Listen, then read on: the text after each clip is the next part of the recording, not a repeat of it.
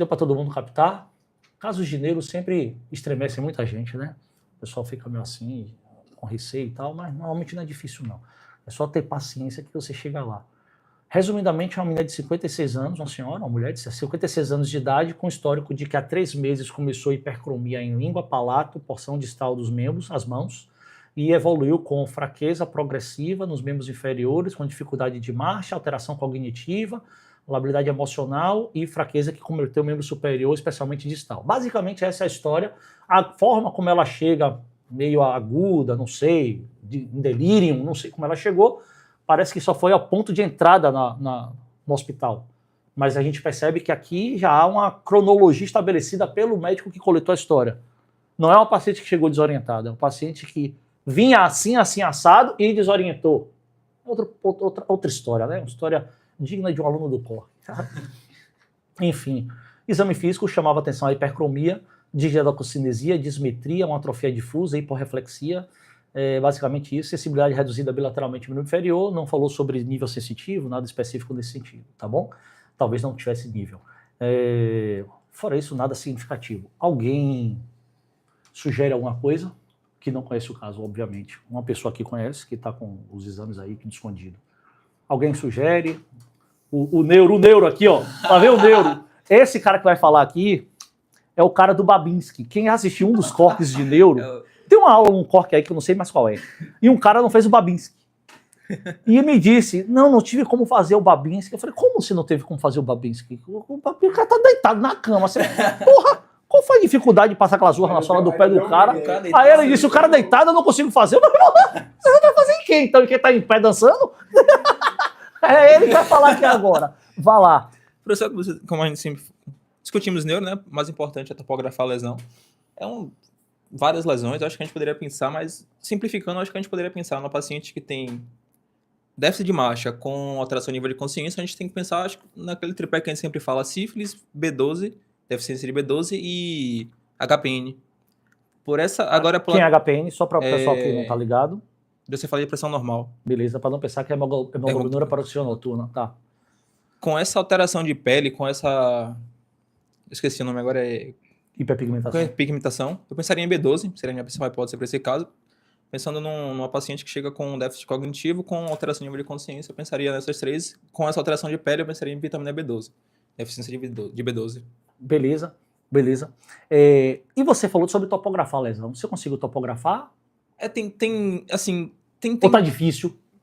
Tá bem difusa. Porque ela tem, parece, uma neuropatia periférica, com sintomas de até mesmo cerebelo, com digedococinesia.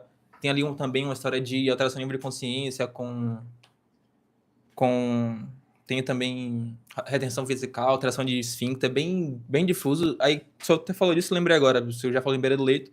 Pensar em vitamina, hormônio, ou também HTLV ou HIV. Perfeito. Lesões difusas, pensar em HTLV ou HIV. Ou seja, às vezes eu chamo a atenção, você está muito certo no seu raciocínio, é que quando você pensa que você está perdido, na verdade, queixas perdidas são pistas diagnósticas também. Alguns discursos, o diagnóstico está na forma como o discurso é contado e não no conteúdo do discurso. O que é que eu quero dizer? Essa anarquia de sinais, essa dificuldade de topografar é a pista diagnóstica, tá? Então, quando você tem uma dificuldade de topografar, essa coisa que mistura, será que tem neurônio motor superior, neurônio motor inferior, será que está no cérebro, será que está na medula, será que está no nível periférico? Quando tem esse mistureba todo, uma das coisas que você tem que lembrar, HIV, é uma coisa que faz isso muito, o próprio HTLV, com as suas inúmeras manifestações de HTLV, vai desde uma alteração esficteriana isolada até quadros esdrúxulos de demência, etc, a paraparesia espástica. E HTLV a gente já viu, já comentamos bastante sobre isso, síndrome intermediária, né? Então HIV, HTLV e deficiências vitamínicas. Tá? De fato, deficiência vitamínica é uma doença que chama bem a atenção. Você pontuou uma coisa interessante. Você pegou a hiperpigmentação e você já não consegui topografar. Mas eu peguei as duas coisas. Eu peguei marcha, provavelmente uma ataxia, não sei. Eu peguei uma marcha com alteração de cognição. E na hora que eu casei isso, sobraram essas 3 patologias principais, né? Sífilis, B12 e HPN, que é o tripé mesmo que mais faz isso. Alguém poderia me dizer algo contra B12? Assim, só para ver como é que fica o cérebro de vocês? Contra B12. Tem alguma coisa aqui que você diz assim, não é que é contra, que vai refutar e afastou, mas que você não espera tanto em B12? Pode passar. Quer falar? Fala aí. Eu acho que o que me chama a própria atenção seria próprios sintomas de dismetria, de giardococinesia, esses sintomas cerebelares assim. Eu não me lembro de B12. Eu penso... Oi? Ela seria pela cor também da paciente? A cor? Hipercrômica. Fala alto, fala. Deficiência de B12 não remeteria a uma anemia? A paciente poderia estar mais hipocrômica, não com hipercromia das extremidades? Entendi o que você está querendo dizer. Ou seja, a pergunta é, é hiperpigmentação mesmo? Ou eu não esperava ele estar descorado? Cuidado. Descorado me refere à anemia. Está descorado ou não. Um paciente, quando está normocorado, descorado, ele é anemia. Hiperpigmentado, pele, cutâneo. Então, o que ele está notando é o seguinte, essa hiperpigmentação, essa hipercromia não está me referindo a... Está descorado ou não? Está a mucosa. Certo? Está me referindo a pele. A mucosa da pele, até a língua e tal, mas não a... Está descorado 2 cruzes, 3 cruzes. Sacou? Tanto que a gente não fala muito hipercromia para essa questão. Ou está descorado ou está normocorado. Não existe hipercorado nesse sentido. Tá? Pode fazer a pergunta, e B12 faz hiperpigmentação? B12 dá aspecto escuro ou seria um irmão de B12 que anda junto com B12 chamado insuficiência adrenal?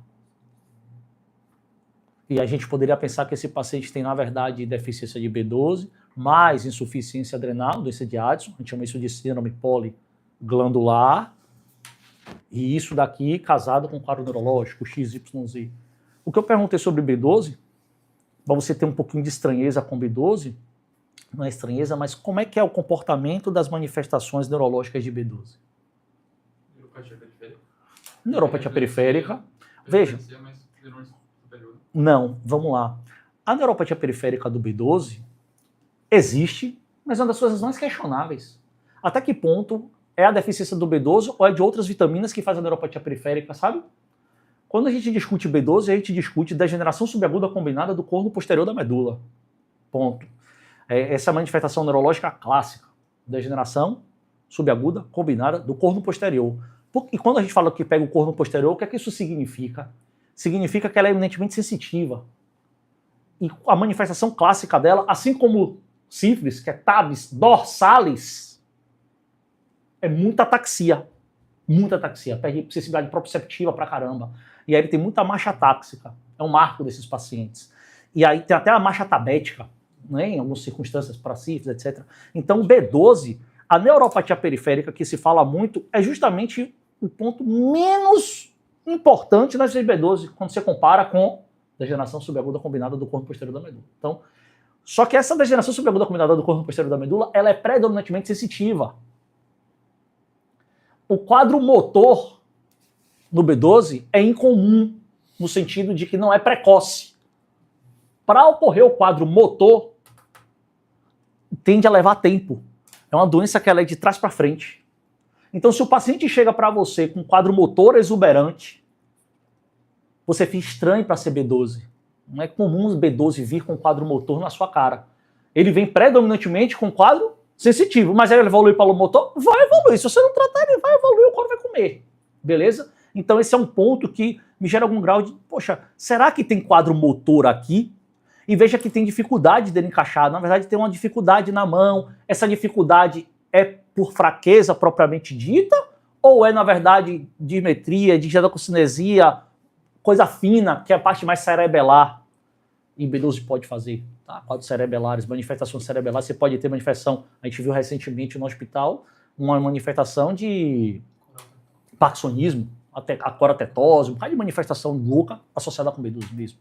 Tá? Então, esse é um ponto importante de você entender como é o comportamento neurológico de B12.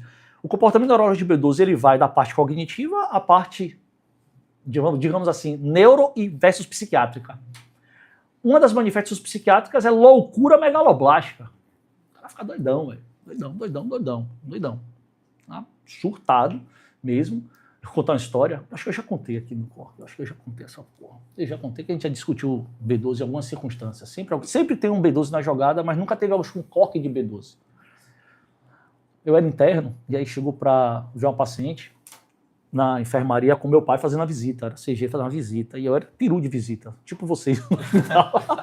Terceiro ano de medicina. E quando entra na enfermaria, foi olhar no leito, a paciente surtada. Surtada.